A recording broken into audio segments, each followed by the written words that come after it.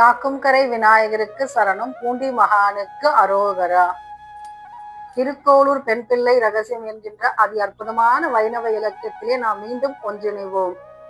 எம்பெருமான் ஸ்ரீமன் நாராயணமூர்த்தியினுடைய திருவருளாலும் ஸ்ரீமத் ராமானுஜருடைய குருவருளாலும் அழைத்து வர சென்றேனோ அக்ரூரரை போல என்று ஆரம்பித்து ஒவ்வொரு வரியாக சொல்லிக் கொண்டே வருகின்றால் மோர் விற்கக்கூடிய பெண் பிள்ளை.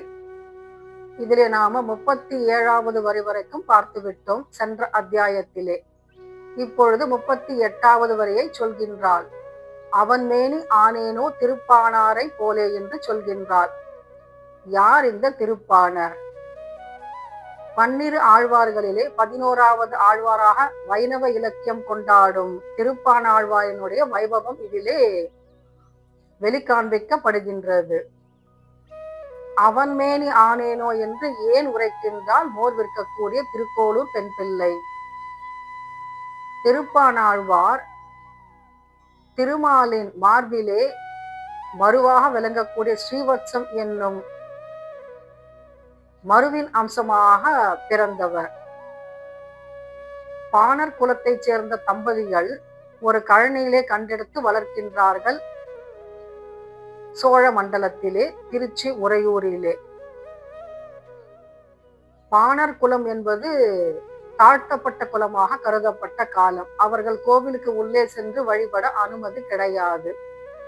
அதனால் அவர் என்ன பண்றாரு, அரங்கன் மீது இவருக்கு அளவில்லாத பக்தி உண்டு, அன்பு உண்டு. ஆனால் கோவிலுக்கு உள்ளே செல்ல அஞ்சுகின்றார். ஏன்னா ஏதாவது சொல்லிவிடுவார்கள் அல்லவா கோவில் அர்ச்சகர்கள். அதனால அவர் பாருங்க, கோவிலுக்கு உள்ளே சென்று தன்னுடைய பாதத்தை பதிக்கவும் அஞ்சியவராக அந்த காவிரி ஆற்றின் மறுகரையிலே தென்கரையிலே நின்று கொண்டு பாடுவாராம். அங்கே நின்று கொண்டே அரங்கனை நினைத்து கொண்டு நெஞ்சுருக பாடுவார் திருப்பானாழ்வார்.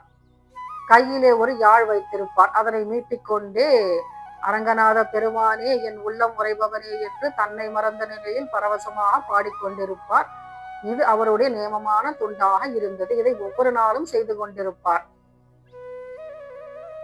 அரங்கநாத பெருமானுக்கு கொஞ்சம் ஏக்கமாக இருந்ததோ என்னவோ, என்னுடைய அடியவன் இப்படி காவிரி கரைக்கு மறுகரையிலே நின்று கொண்டு என்னை நினைத்து துதித்துக் கொண்டிருக்கின்றானே, என்னிடம் வரமாட்டானா என்ற ஏக்கம் கொண்டவராக காணப்பட்டார் திருமால். இவர் என்ன பண்ணுவாருனா, திருப்பானாழ்வார் ஒவ்வொரு நாளும் விடியற்காலை வேலையிலே எழுந்திருந்து ஸ்நானம் செய்துவிட்டு பெருமாளை நினைத்து பாடிக்கொண்டிருப்பார் தன்னை மறந்த பரவசமான நிலையிலே. அப்படி அவர் பாடிக்கொண்டிருக்கும் பொழுது ஒரு நாள் காவிரி ஆற்றின் மறுகரையில் நின்று கொண்டு கண்ணை மூடிக்கொண்டு தன்னை மறந்த நிலையிலே பரவசமாக அவர் துதி செய்து கொண்டிருக்கின்றார் அரங்கநாத பெருமானை பற்றி.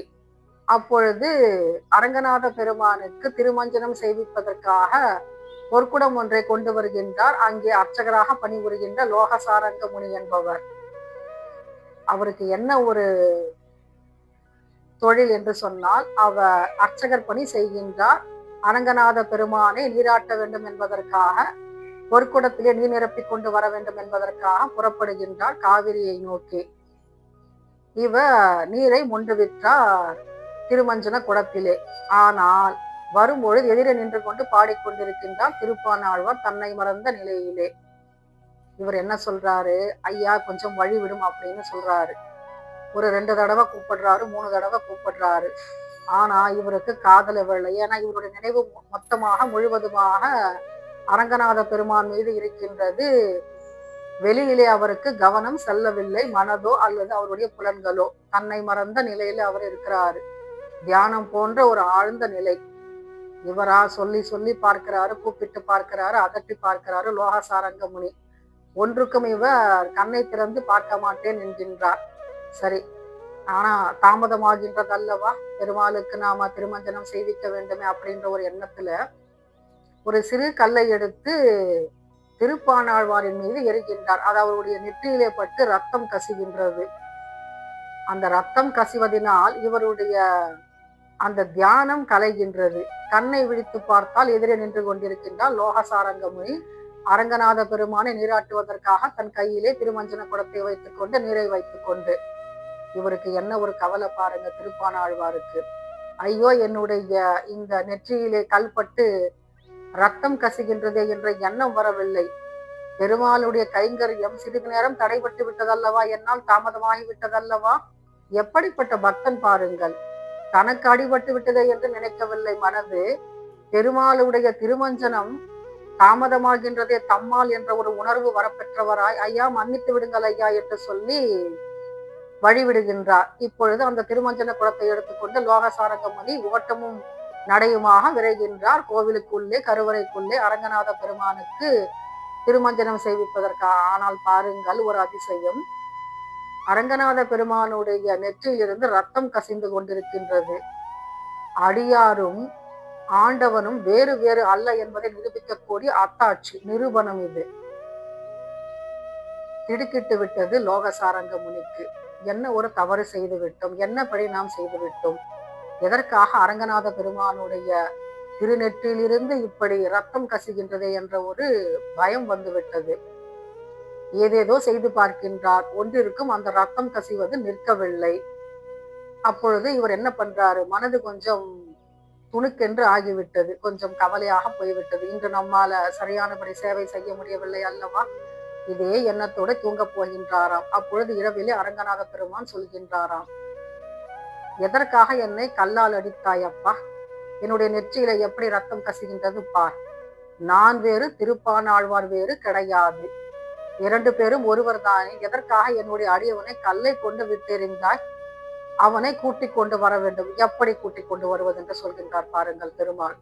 அவனை உன்னுடைய தோளின் மீது அமர்த்தி கொண்டு வர வேண்டும் அரங்கநாத பெருமானுடைய கோவிலுக்கு. இது இறைவனுடைய ஆணை. இவருக்கு என்ன பெனால்டினா, என்ன தண்டனைனா, என்னுடைய அடியவனை அடித்தாய் அல்லவா கல்லை கொண்டு, உன்னுடைய தோல் மீது அவனை தூக்கி கொண்டு வலம் வர வேண்டும், கோவிலுக்குள்ளே வர வேண்டும். இது பெருமாளுடைய கட்டளை. இறைவன் ஆணையை மீறுபவர் உண்டா இந்த உலகத்திலே? புறப்படுகின்றார் விடியற்காலை வேளையிலே லோகசாரங்க முனி. திருப்பாணாழ்வாரை பார்த்து அவருடைய காலில் விழுந்து கேட்கின்றாராம், அப்பா நீ எவ்வளவு பெரியவன், தாழ்த்தப்பட்ட குலம் என்று மக்கள் உன்னை வெறுத்து ஒதுக்கினாலும், கோவிலுக்கு உள்ளே நுழைய அனுமதி இல்லை என்று மறுத்தாலும், இறைவனுடைய உள்ளத்திலே அமர்ந்து விட்டாய் அல்லவா, நீ வேறு இறைவன் வேறு அல்ல என்பதை தெல்ல தெளிவாக உணர்த்துகின்றானே பெருமாள்.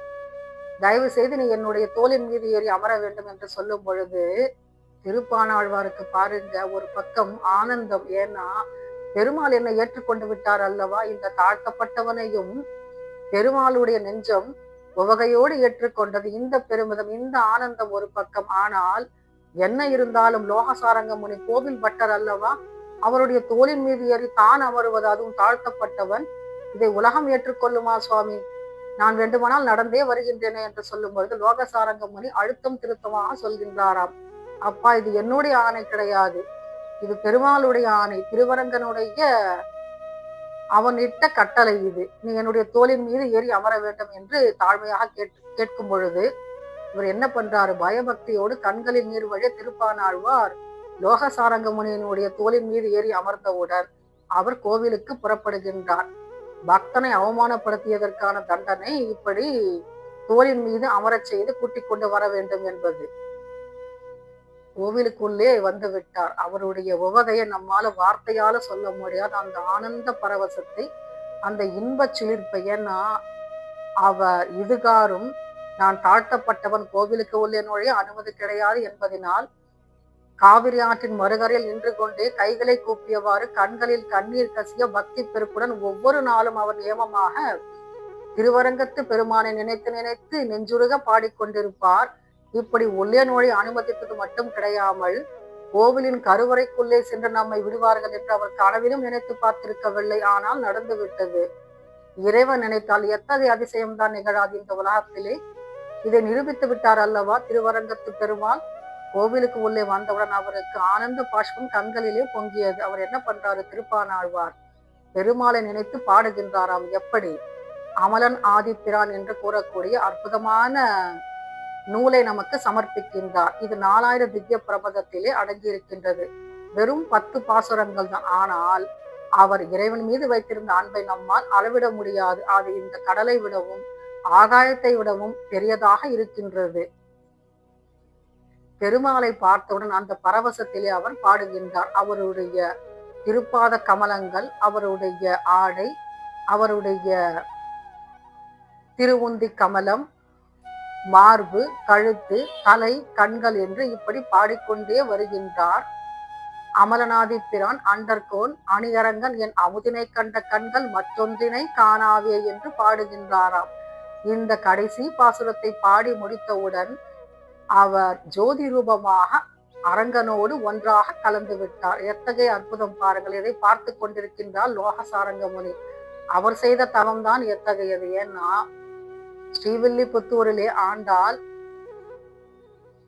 பெருமாளோடு இரண்டர கலந்து விட்டிருப்பார். கல்யாணமாகி அவரை கூட்டிக் கொண்டு சென்றிருப்பார் பெருமாள். அப்படியே இந்த திருப்பானாழ்வாரையும் அரங்கன் என்ன பண்றாரு, தன்னோடு சேர்த்துக் கொள்கின்றார் அல்லவா.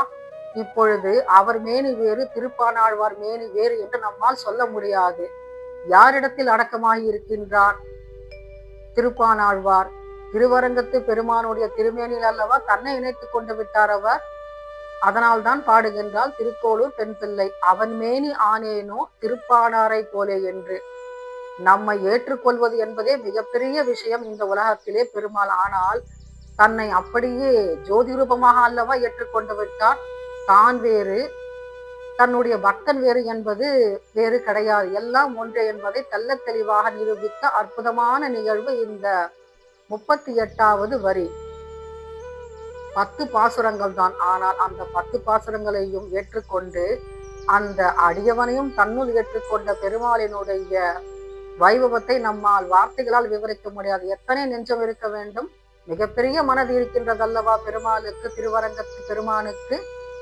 அவன் மேனியோடு தன்னுடைய மேனியும் ஒன்றாக இணைத்துக் கொண்டு விட்டானே. பக்தன் வேறு, பகவான் வேறு வேறு அல்ல என்பதை நிரூபிக்கக்கூடிய அற்புதமான தருணம் 38வது வரி. இதை சொல்கின்றால் மோர் விற்கக்கூடிய பெண் பிள்ளை. அடுத்த வரி என்ன சொல்ல போகின்றால் அது யாரை பற்றியது என்பதை பற்றிய கருத்தை நாம் அடுத்த பதிவிலே பார்க்கலாம். அதுவரைக்கும் நாம் திருப்பானாழ்வாரையும் ஜெகம்பகழும் ஸ்ரீமத் ராமானுஜருடைய குருவடிகளிலும் எம்பெருமான் ஸ்ரீமன் நாராயணமூர்த்தியினுடைய திருவடிகளிலும் நம்முடைய வரங்களை கூறிக்கொண்டிருப்போமாக. மீண்டும் சந்திப்போம் அடுத்த பதிவிலே. திருக்கோளூர் பெண் பிள்ளை ரகசியம் என்கின்ற அற்புதமான வைணவ இலக்கியத்திலே. காக்கும் கரை விநாயகருக்கு சரணம், பூண்டி மகானுக்கு அரோகரா.